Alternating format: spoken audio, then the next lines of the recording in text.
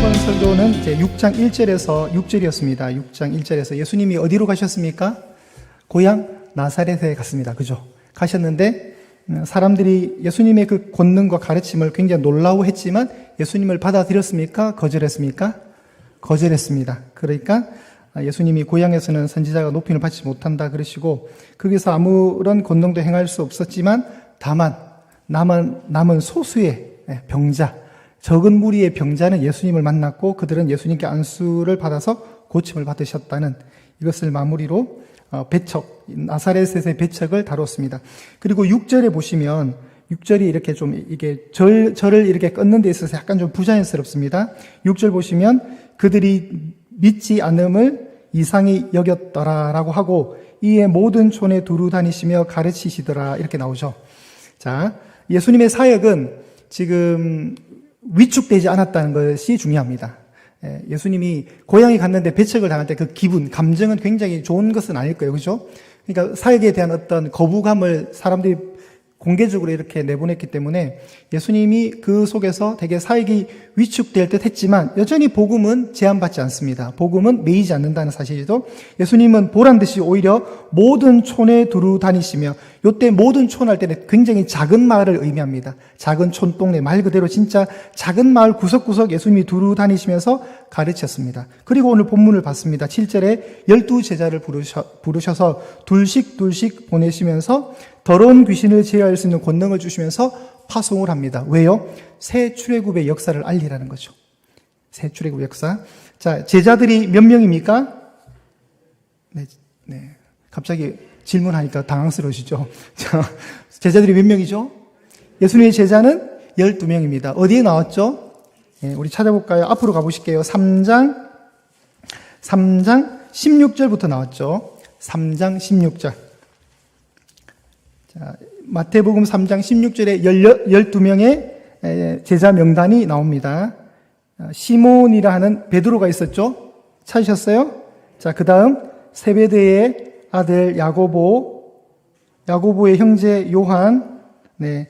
그리고 18절에 가시면 안드레, 빌리, 바돌로메, 마테, 도마, 알페오의 아들 야고보 및 다데오와 가나나인 시몬, 그리고 또 가룟 유다 이렇게 나오죠. 네, 외워보십시오. 여러분 힘드실 것 같아서 이제 노래를 준비했습니다. 띄워주시기 바랍니다. 우리 이 본문 할 때 저희가 배웠어요. 그때 저는 확실히 기억을 합니다. 그때 분명히 지하 1층 소 예배실이었습니다. 요 본당이 공사한다고 저희가 밑에서 했습니다. 자, 순서를 이렇게 보시면 이제 성경 그대로 거의 가지고 왔습니다. 베드로와 안드레가 형제고요. 친형제입니다. 야고보와 요한도 친형제입니다. 빌리, 바돌로메, 마테, 도마, 그리고 좀 이렇게 앞에 서술이 붙죠. 알페오의 아들 야고보. 왜냐하면 위에 야고보가 있기 때문에 동명이인의 그 차별성을 위해서 알페오의 아들 야고보, 그리고 다데오, 가나나인 시몬, 그리고 가룟 유다 이렇게 됩니다. 자, 반짝반짝 작은 별에 맞춰서 불러봤습니다. 오늘 이 시간을 통해서 잘 기왕이면 외워 가시기를 바랍니다. 불러보겠습니다. 제가 선창할 테니까 제가 부끄럽지 않도록 여러분이 따라오시길 바랍니다. 자, 이렇게 합니다.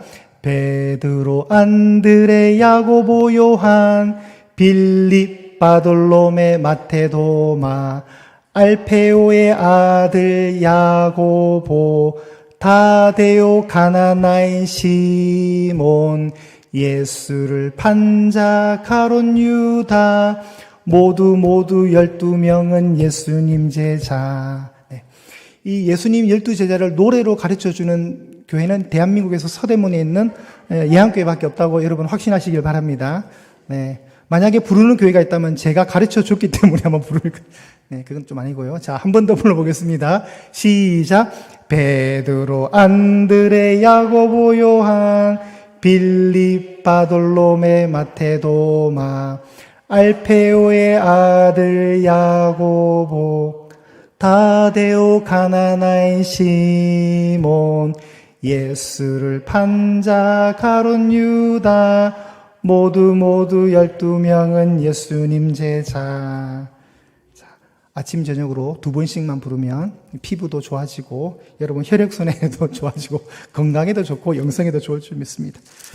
자, 오늘 이 12명을 예수님이 이제 부르십니다. 7절에 보시면 12명을 불러서 얘들아 내가 할 말이 있어 이렇게 와봐봐 해서 12명이 모였습니다. 그래서 예수님이 2인 6조 몇 명요?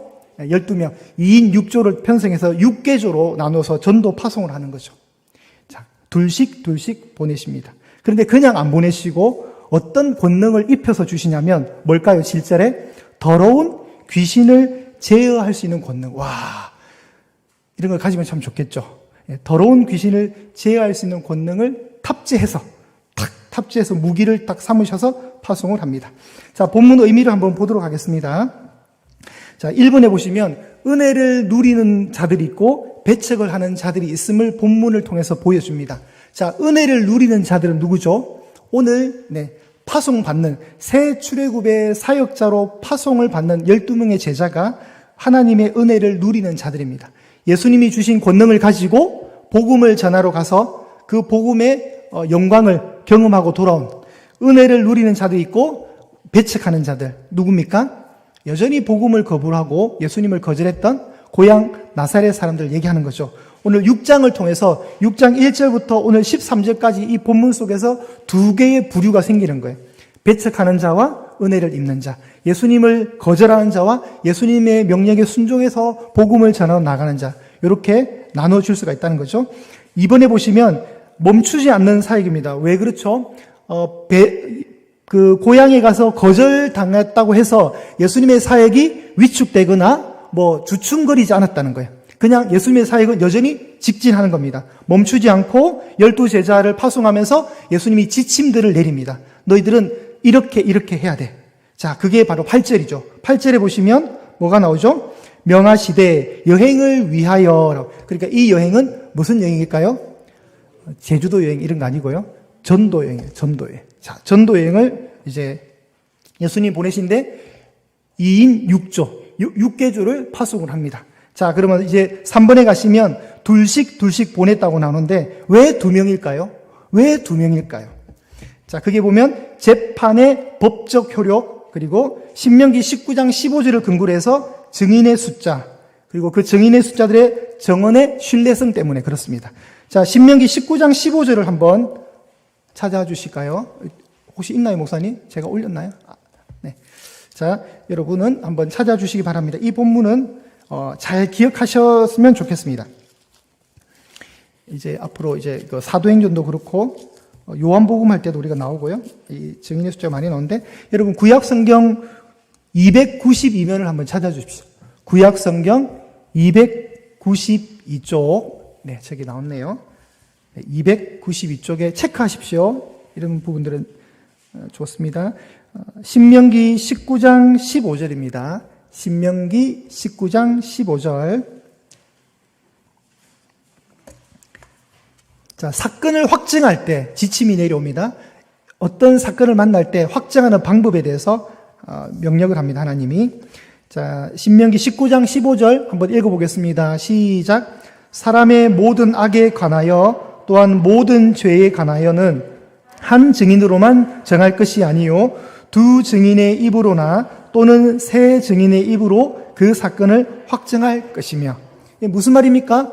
한 사람은 법정적 효력이 있다 없다? 없다는 거예요. 내가 봤어요. 내가 저 사람이 도둑질하는 걸 봤어요. 이러면 약간 저 사람이 거짓말할 수 있잖아요. 그러니까 한 사람의 증언은 사실 못 믿는데 어떻게 해요?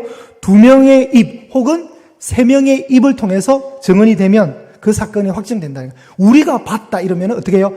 믿어준다는 거죠. 법적으로 이게 효과가 있다는 겁니다. 이게 증언을 할 때 신뢰성을 높여준다는 사실이죠. 그래서 2명씩 보낸다는 겁니다. 자, 둘씩 짝지어 파송하는 것은 유대적인 관습이다. 여러분 그거 있잖아요. 가나안 땅 보러 오라고 가데스 바네에서 각 지파마다 한 명씩, 그럼 몇 명이 되죠? 12명이 되잖아요. 12명이 돼가지고 12명이 40일 동안 땅을 정탐하고 돌아온단 말이죠. 그때 그래서 땅 정탐하고 나서 어떻게 됩니까? 10대 2로 여론이 나눠지잖아요. 10은 불가능하다. 2명은 가능하다. 이게 이제 여론이 안 좋아지는 거죠. 사람들이 아무래도 다수의 힘이 강하니까 그런 경험이 있었던 거죠. 그때 이제 그 12명의 정탐꾼 중에 하나가 이제 에브라임 지파에서는 여호수아였어요. 여호수아. 그리고 유다 지파에서는 갈렙이 갔거든요. 그러니까 갈렙과 여호수아만 긍정적인 보고를 했어요. 근데 재미있는 사실은 뭐냐면 이제 1세대가 다 죽고 이제 여리고를 딱 눈앞에 두고 있을 때 여호수아가 여리고에 몇 명을 보냅니까? 몇 명을 보냅니까? 몇 명을 보내죠? 2명을 보내잖아요. 그래서 라합이 숨겨주잖아요. 그거 아시죠? 모르더라도 그냥 고개 끄덕이십시오. 그냥 오늘 가서 읽어보시면 돼요. 2명. 왜요? 여호수아가 한번 경험이 있거든요. 12명 보내놨더만 많이 보낸다고 좋은 게 아니라는 걸 자기가 경험을 한 거예요. 나름. 자기가 그때 당시 40년 전에 자기가 당사자였거든요. 그러니까 항상 정탐을 할 때도 정인의 숫자 2명인 거예요. 2명을 보내는 거예요. 2명을 보내면 아무래도 상호 협조도 되니까, 그죠? 서로 도와줄 수 있으니까. 자, 그래서 이건 유대적인 관습이 맞습니다. 구약에서도 그래 했다는 거죠.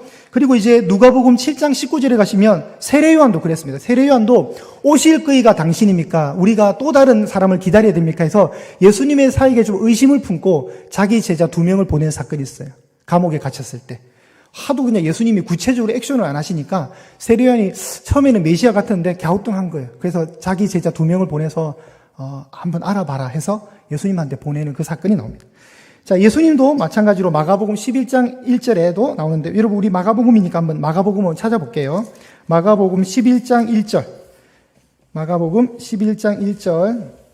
예수님이 나귀 타고 예루살렘 입성하잖아요. 그 나귀를 풀 때, 그 나귀 주인이 왜 이러십니까? 이러니까 그 제자들이 그러잖아요. 주가 쓰시겠다. 이 말 들어보셨죠? 그 배경을 가지고 있는 거예요. 그때 이제 감람산 벳바게에 제자 몇 명을 보냅니까? 저기 나오죠, 스크린에. 2를 보내는 거예요, 2를 파견합니다. 자, 그리고 14장 13절 보실까요? 마가복음 14장 13절. 마가복음 14장 13절에도 자, 예수께서 제자 중에 몇 명을요? 2를 보내어 성내로 들어가게. 큰 다락방을 준비하기 위해서 이런 일을 하십니다. 누가복음 10장 1절도 목사님 있죠? 누가복음 10장 1절도 네, 그 후에 주께서 따로 이제 70명을 세우시는데 몇 명을요? 2씩 앞서 보내요. 2명씩 미리 먼저 보내는 거죠. 자, 이건 그대로 또 초대교회에서 나옵니다. 초대교회. 이제 찾지 마시고 스크린 보십시오. 초대교회 보면 사도행전 8장 14절. 사도행전 8장 14절에 자, 베드로와 요한을 보냅니다. 사마리아가 진짜 구원을 받았냐? 사마리아에 진짜 복음이 뿌려졌냐? 그 확인하기 위해서 베드로와 요한을 파송합니다. 확인차. 네. 그리고 11장 30절. 11장 30절에 바울과 바나바를 선교 여행으로 딱 이렇게 실행합니다. 그리고 15장 40절. 15장 40절에 바울은 실라를 택한 후에 선교를 떠납니다. 바울은 실라를 택한 후에. 원래는 바울과 바나바가 1차 파트였잖아요. 근데 이제 마가 요한 사건 때문에 이게 갈라져요. 바나바와 바울이 다퉈버려요. 그러니까 이제 2차 선교 여행 때부터는 바울이 바나바가 아니라 고구려 신라 백제할 때 신라가 아니고요. 그 신라를 하나 데리고 갑니다. 자, 그렇게 되고요. 그래서 이 모든 관계는 이제 상호 협조적이고 증거의 신빙성을 기하기 위해서 이렇게 했다는 것이죠. 자, 제가 지금 3번 했습니다. 동그라미 3번. 자, 동그라미 4번에 보시면 7절에 예수님이 그냥 보내시지 않고 어떻게 하셨다고요? 귀신을, 그것도 더러운 귀신을 제어할 수 있는 권능. 귀신을 통제할 수 있는. 자, 그게 보겠습니다. 예수님의 사역의 핵심 중에 하나는 뭐죠? 귀신을 내어 쫓는 것인데 이 권능을 제자들에게 주셨다는 것은 예수님의 사역을 그대로 어떻게 해요? 위임해 줬다는 거예요. 위임. 나 대신 네가 해. 위임해 줬다는 거죠. 그래서 전도 사역의 능력의 중심에는 뭐가 있습니까? 귀신 축출과 깊은 연관을 가지고 있습니다. 왜 그러냐면 여러분, 이 글 통해서 귀신이 있다. 귀신이 있음을 전제하는 거예요. 그러니까 이건 뭐냐면 눈에 보이는 세계가 전부가 아니라 영적 세계가 존재한다. 사람을 괴롭히는 영적인 어둠의 세력이 있다. 공중 권세의 잡은 자의 세력이 있다는 걸 전제하는 거죠. 그러니까 우리가 볼 때는 귀신이 어디 있어? 그런 거 없어. 이게 아니라 성경에는 있다니까요. 귀신. 그러니까 이 귀신들이 이 영적인 세력의 마치 애국과 같은 영적인 흑암의 세력들이 자꾸 사람들을 괴롭힌다는 거예요. 사람들을 괴롭게 하고 귀신 들리게 하고. 그런데 예수님이 오셔서 그 영적인 애국과 같은 영적인 흑암의 권세 아래 눌린 자를 자유의 나라로, 쑥 옮겨오는 거예요. 그걸 뭐라 그러죠? 그게 영적인 새 출애굽인 거예요. 그러니까 이 인생들을 괴롭히는 아주 주체가 누구냐? 어둠의 세력이 있다는 거죠. 어둠의 세력. 예수님도 그 말씀을 하셨습니다. 베드로가 주는 그리스도시요 살아계신 하나님의 아들입니다. 이러니까 예수님이 내가 반석 위에 내 교회를 세우리니 음부의 권세가 이기지 못하리라. 음부의 권세가 있는 거예요. 영적인 세계. 예, 음부의 세계 권세가 이기지 못하리라는 말씀을 하셨거든요. 그러니까 영적 세계, 가시적인 세상 말고 저놈의 영적인 세계가 있는 거예요. 자, 제자들에게 이 능력을 탑재해서 지금 파송을 합니다. 자, 그리고 이제 예수님이 당부하시는 거 있죠. 우리 8절 한번 읽어보실게요. 8절 명하시되 시작. 명하시되 여행을 위하여 지팡이 외에는 양식이나 배낭이나 전대의 돈이나 아무것도 가지지 말며 9절 시작. 신만 신고 두벌 옷도 입지 말라 하시고. 전도 여행 갈 때, 자, 전도 여행 때 허락되어 있는 품목은 뭡니까? 네, 여러분이 지금 성경에서 엄청 힘들게 찾으시려는데 제가 답 다 써놨습니다. 네, 뭐죠? 지팡이, 그 다음 신, 그 다음 네, 한 벌 옷은 되고 몇 벌 옷은 안 돼요? 두 벌 옷은, 그러니까 이제 옷도 필요하잖아요. 그래도 입고 가야 될 거 아니에요. 그죠? 발가벗고 갈 수는 없잖아요. 그죠? 그러니까 지팡이는 가능하고 신발도 가능하고 한 벌의 옷은 가능한데 여분의 옷은 하면 안 된다는 거죠. 이건 뭐죠, 여러분? 나중에 우리 뒷장에도 나오는데 이건 출애굽 때 이미지입니다. 출애굽할 때 이미지를 가지고 있습니다. 나중에 뒷장에서 보겠습니다. 지팡이는 장거리 여행 때, 그리고 험악한 지형, 혹은 또 사나운 어떤 들짐승들이 나올 때 자기를 보호할 수 있는 하나의 무기로 삼았고, 또 이게 지팡이, 말 그대로 이제 험악한 지형에 오르락 내려갈 때 사용해야 되는 도구로서 이동수단이 필요했기 때문에 예수님이 허락을 해 주셨습니다. 근데 마태복음이나 마가복음에 보면 그 본문에 또 지팡이도 가지지 말라고 나와요. 여러분 나중에 한번 비교해 보시면 됩니다. 그런데 오늘 일단 마가복음이니까 마가복음에는 지팡이는 허락을 했습니다. 자, 그러면 전도 여행 시 금지된 품목은 뭐죠? 금지된 품목 8절에 나옵니다. 그죠? 쌀, 빵 이런 거 양식 안 됩니다. 그리고 참치캔 이런 거 가져가시면 안 되고 고추장 이런 거 가져가시면 안 돼요. 그다음 배낭은 왜요? 그 안에 이제 고추장, 된장 이런 거 막 넣을까 봐. 그죠? 그런 거 안 됩니다. 그리고 이게 제일 심하죠. 뭐를 가지고 가면 안 됩니까? 돈을 가지고 가면 안 돼요. 그럼 어떻게 해라고요?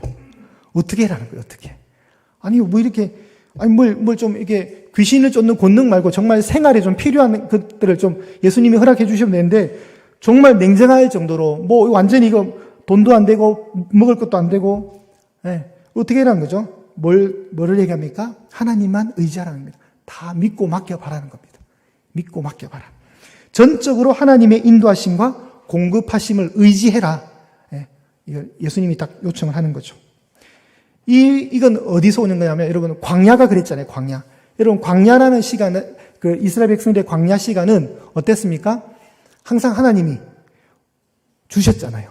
이스라엘 백성이 농사 짓고 음식을 막 만든 게 아니에요. 아침에 눈 뜨면 22리터 양의 만나가 내려져 있어요. 매일 만나가 내려져 있어요. 남기면 돼요, 안 돼요? 안 돼요. 왜요? 그건 의심이란 말이에요. 오늘 만나는 내일 혹시 안 주시는 거 아니야 해서 아끼면 안 되는 거예요. 그런데 6일째는 하나님이 2배를 주셔요. 왜요? 7일째는 쉬어라는 거예요. 와, 여러분 그 기적 아니에요, 기적? 진짜? 네, 기적이죠. 제가 그때도 한번 설교했는데 그 전날 잘못을 해도 그 다음날 만나는 허락이 되었다는 거예요.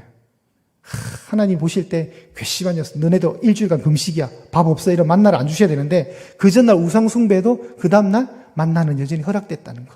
참 이런 게 이제 은혜였습니다. 자, 신명기 29장 5절과 6절 우리 맨 밑에 주석으로 달려 있는데요. 거기 보면 주께서 40년 동안 모세가 이제 이스라엘 백성들의 40년을 추억하면서 던진 말입니다. 주께서 40년 동안 너희를 광야에서 인도하셨거니와 너희 몸에 옷이 낡아지지 아니하였고 너희 발에 신이 헤어지지 아니하였으며 너희에게 빵으로 읽어도 됩니다. 빵도 먹지 못하며 포도주나 독주를 마시지 못하게 하셨으면 주는 너희 하나님 여호와인 줄을 알게 하려 하심이니라. 여러분 여기서 빵이라든가 포도주는 뭐예요? 농사를 지어야 가능하잖아요. 근데 농사를 안 지었잖아요. 농사를 안 지어서도 하나님은 이스라엘 백성도 굶기셨어요? 굶기지 않았다는 거예요. 그러니까 전적으로 인도하심과 공급하심을 신뢰하면서 전도 여행을 떠나라 할 때는 광야 이스라엘 백성들의 경험담을 기준으로 그때의 교훈을 추억해라는 거죠. 그때도 내가 다 먹였다. 장정만 60만, 200만 인구 내가 다 먹였다. 매일매일 내가 먹였다. 나는 그런 하나님입니다. 하물며 너네 12명 내가 못 먹이겠느냐? 이거죠. 이 말씀입니다. 자, 또 당부를 합니다. 자, 이제 유숙을 해야 되는데, 잠을 자야 되는데, 10절에 보시면 또 이르시되 어디든지 누구의 집에 들어가거든 그곳을 떠나기까지 거기 유하라. 자, 우리가 이제 이 제자들이 2명씩 이제 막 지역으로 흩어서 전도를 합니다. 잠은 자야 되잖아요. 그런데 보면 이 우리랑 좀 다르게 중동, 고대 중동, 근동 그쪽은 이 손님 접대 문화가 굉장히 탁월했어요. 우리가 사실 어떤 외부인이 우리 집에 와서 하룻밤 이렇게 머물고 가는 거 되게 불편하잖아요. 그죠? 근데 아브라함 때부터 이미 그런 게 있었단 말이죠. 아브라함이 이렇게 막 부지 중에 있는데 천사가 왔을 때 아브라함이 극진히 대접하잖아요. 유숙해달라고. 막 머물고 가시라고 그러잖아요. 그죠? 그런 것도 있어요. 예수님 부활하시고 나서 엠마오로 내려가다 두 사람 만나잖아요. 그들이 눈이 밝아져서 예수님을 알아보고 난 뒤에 하루만 더 머물러 달라니까 또 머물잖아요. 예수님이. 그러니까 이게 외부 손님들을 맞이하는 것은 하나의 그 사람들의 아름다운 전통이에요. 관행이에요. 그래서 거기도 나옵니다. 6번에 보시면 당시 나그네를 대접하는 것은 선행으로 여겨졌고 선교 사역 중에 유숙할 수 있는 기회가 있었다. 이 집 좀 머물기를 원하는데 우리 좀 재워주겠어 하면 재워준다는 거죠. 그럴 때 이제 거처를 함부로 옮기지 말라는 거예요.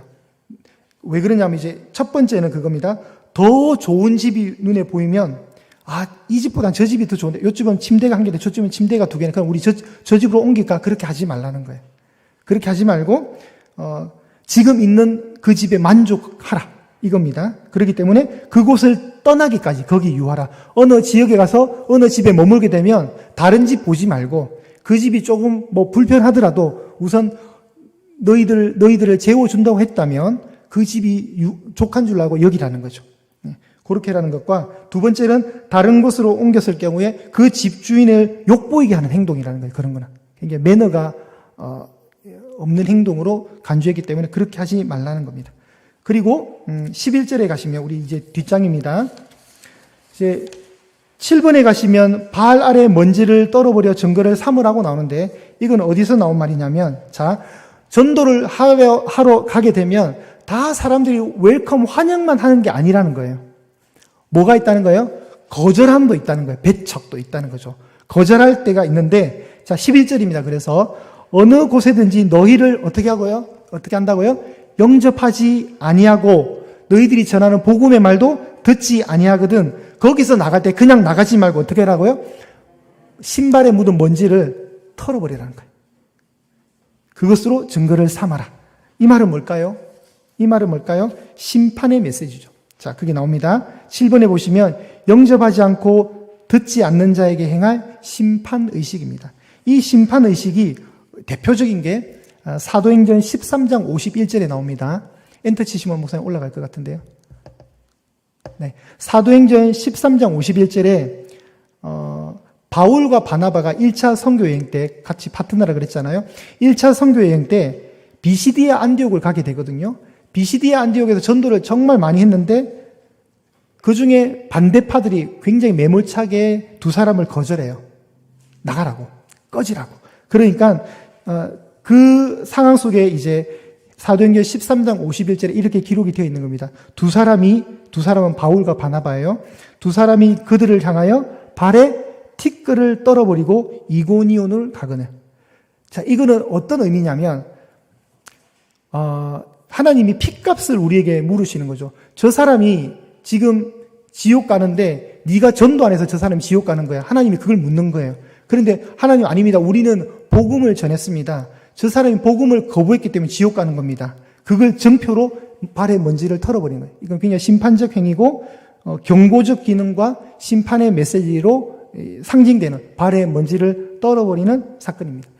이스라엘 백성들은 유대 땅을 벗어난 이방 땅에 갔을 때 아무래도 신발에 그 땅에 흙이 묻겠죠. 그럼 다시 이제 본국으로 돌아올 때 어떻게 하냐면 이방 땅에 이 흙이 우리 유대 땅을 더럽히지 않게 하기 위한 어떤 상징적인 행위로 그 흙을 가져오는 걸 싫어했습니다. 그렇기 때문에 들어오기 전에 거룩한 땅에 들어올 때 먼지 하나라도 안 남기고자 발에 신을 털었습니다. 그런 어떤 행동들이 있었습니다. 그래서 발에 먼지를 떨어뜨린 것은 나중에 네가 지옥 가는 문제에 대해서는 나는 자유하다. 핵심은 그거예요. 8번입니다.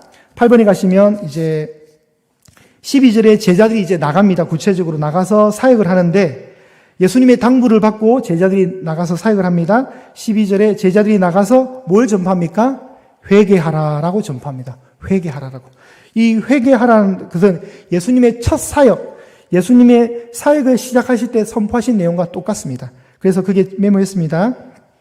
마가복음 1장 15절에 이렇게 나오는데요. 한번 합독하실까요? 요 가로에 뭐가 들어갈까요? 여기 뭐가 들까요? 회개하고 나를 믿으라가 아니라 복음을 믿으라로 읽으셔야 돼요. 그럼 합독하겠습니다. 시작. 이르시되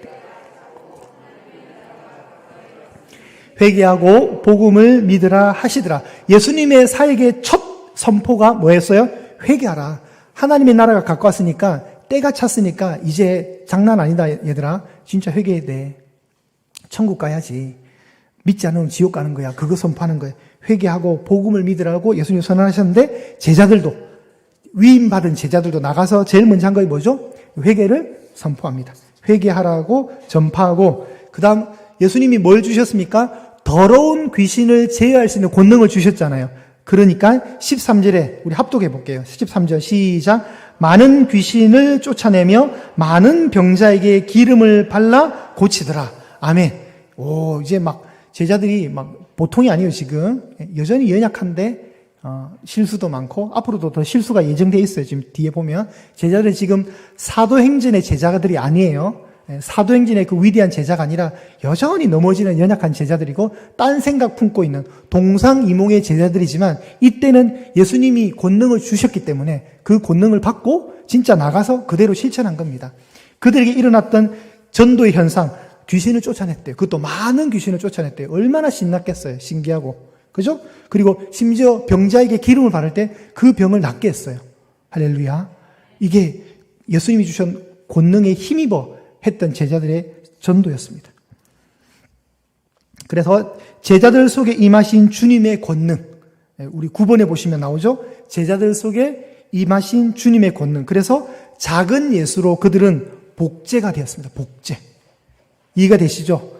예수님의 행동을 그대로, 예수님의 사역과 능력을 그대로 복사되어서 행했다는 거예요. 복제되었습니다. 자, 기름을 바르면서 기도를 한다. 기름을 바르면서 낫게 했다.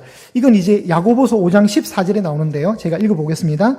야고보서 5장 14절에 너희 중에 병든 자가 있느냐? 그는 교회의 장로들을 청할 것이요. 그들은 주의 이름으로 기름을 바르며 그를 위하여 기도할지니라. 예. 그러니까 교회 공동체의 어른들을 불러서 주님의 이름으로 기름을 바르면서 그를 위해서 기도하면 나을 수 있다는 것을 야고보 제자가 알려주는 겁니다. 그리고 요한일서 4장 4절에 보시면 자녀들아 너희는 하나님께 속하였고 또 그들을 이겼나니 이는 너희 안에 계신 이가 세상에 있는 자보다 크심이라. 당연하죠. 우리 안에 계신 분은 하나님이시잖아요. 그 하나님, 예수님은 이 세상보다 크기 때문에 제자들이 이런 권능을 행할 수 있었다 없었다? 있었다는 거예요.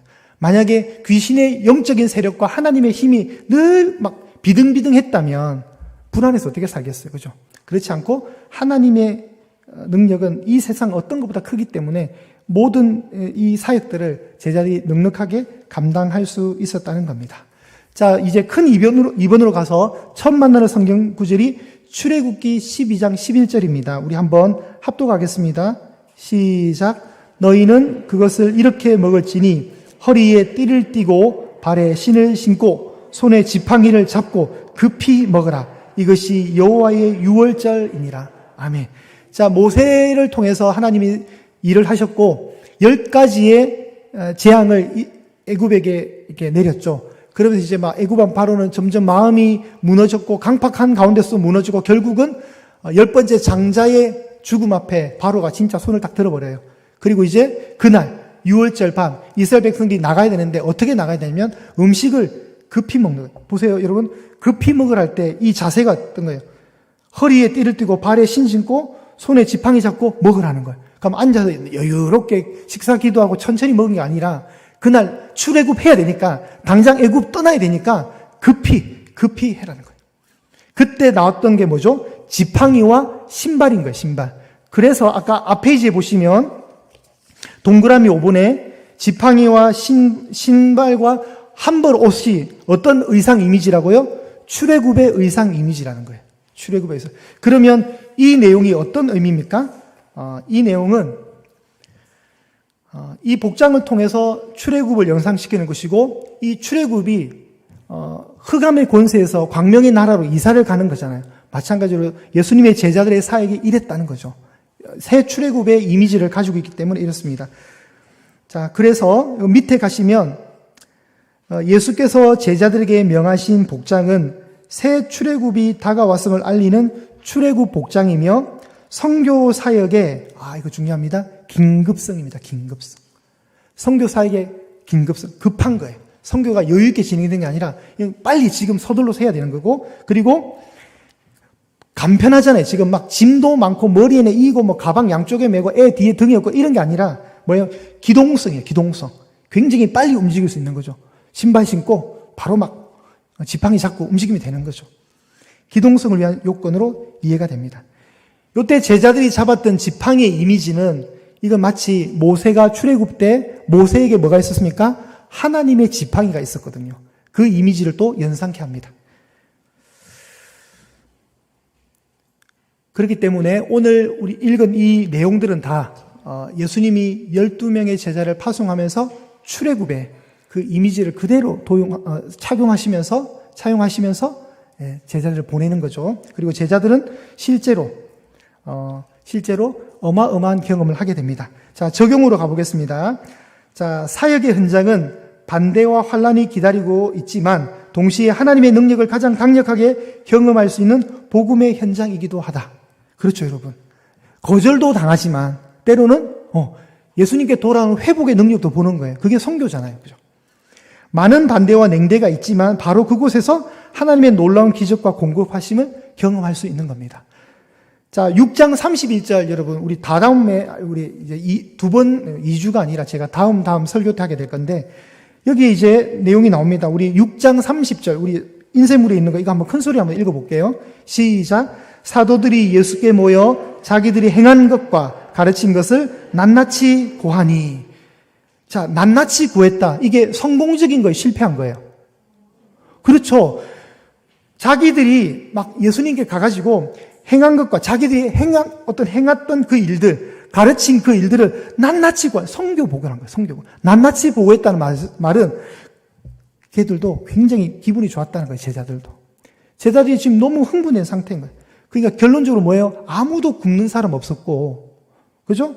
아무도 배고파서 힘들었던 사람 없고, 아무도 노숙한 사람 없고, 잘못되지 않았다는 걸 얘기하는 거잖아요. 그러니까 예수님 말씀이 맞죠? 자, 다시 한번 우리 추억해 보겠습니다. 8절과 9절을 제가 읽을게요. 8절과 9절을. 명하시되 여행을 위하여 지팡이 외에는 양식이나 배낭이나 전대의 옷이나 아무것도 가지지 말며 신만 신고 두 벌 옷도 입지 말라.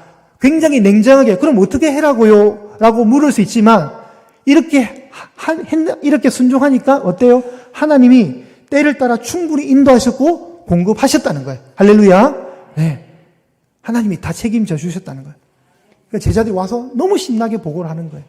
에이, 예수님 말 믿고 갔더니 이게 뭐냐고. 예수님 우리가 굶은 횟수가 며칠인지 아세요? 쫄쫄 굶고 지금 3일째 못 먹고 왔어요. 이러면서 막 화내면서 온 게 아니라는 거죠. 제가 지금 화내고 있는 것 같죠, 그죠? 자, 그렇습니다. 자, 마무리하겠습니다. 예수님께서는 부활 승천하시며 광야에서 복음을 전파하는 일을 이제 우리에게 위탁하셨습니다.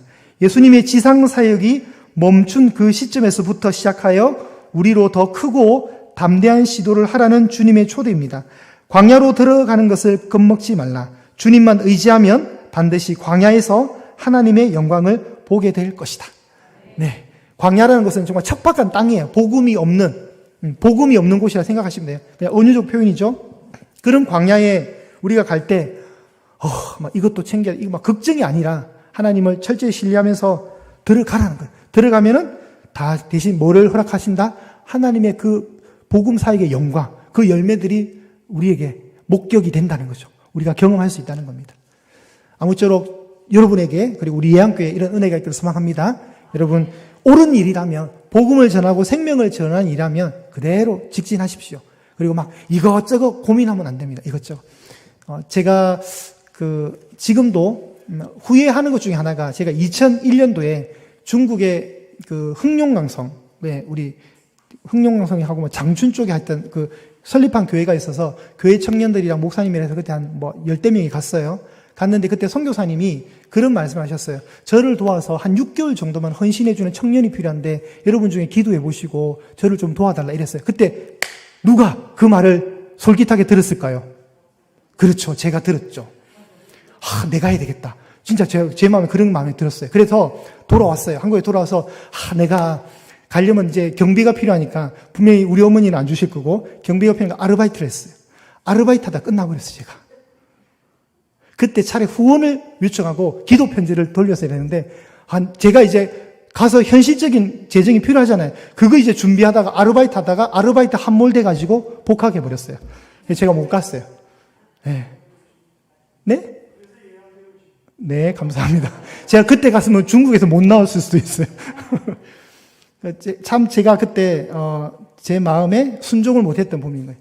그러니까 차라리 그런 거 걱정하지 말고 진짜 담임 목사님 찾아가 목사님 저 가고 싶은데 6개월치 교회에서 좀 파송해달라. 차라리 그때 기도하고 담임 목사님 면담했으면 그래 내가 도와줄게 라고, 아니면 우리 청년들 꼬셔가지고 야 나 후원해라. 나 6개월만 갈 테니까 너네들 월급 타면 10만 원씩만 내라. 그렇게 협박해가지고 막 받았으면 제가 그 뒤도 안 돌아보고 갔으면 하나님이 어떻게든 먹여 살려주셨을 건데 그게 걱정이 됐던 거예요. 가려면 뭐도 필요하고. 제가 그거 하다가 그래 됐다니까요. 저와 같은 실수를 안 하시기를 바라고요. 어쨌든 우리가 너무 하나님 일하는데 걱정하지 말자는 거예요, 여러분. 너무 염려가 앞서지 말자. 결론은 그거예요. 하나님이 여러분이 선한 뜻만 정한다면 하나님은 배후에서 그리고 앞에서 뒤에서 밀어주시고 앞에서 이끌어주신다는 이 신뢰감, 이 믿음을 가지고 우리가 나아가야 된다는 겁니다. 이런 은혜가 있기를 간절히 소망합니다.